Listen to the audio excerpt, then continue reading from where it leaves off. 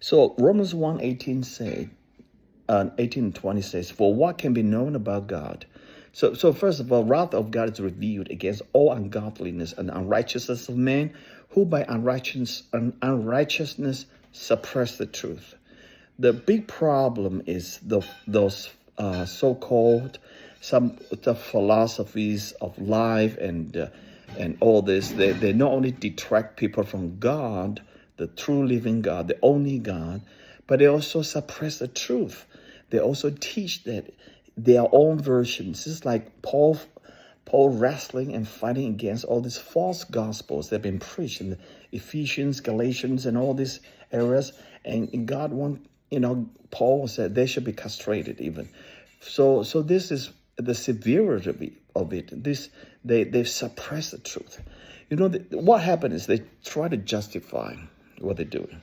Okay, by justify, the only way they can justify their deviation from the eternal truth of who God is and the gospel of Jesus Christ is to attack it.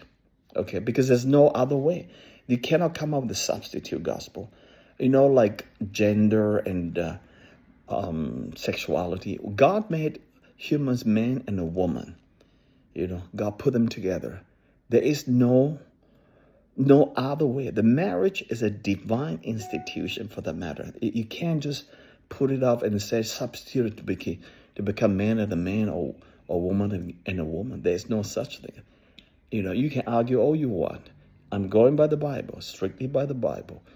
And if you can find another book that's as divine, transcendent as the Bible, I do not believe that exists. There is no such thing. Okay, because God has already revealed his divine attributes. Because this God we're talking about is not just trying to be philosophical for philosophical sake. This God is actually tangible in the things he created.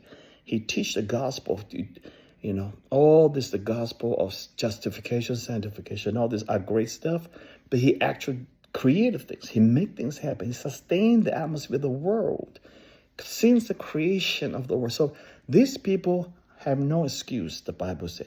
They have no excuse. For although they knew God, they did not honor him or as God or give thanks to him, but became futile in their thinking, and the foolish hearts were darkened. Very, very sad.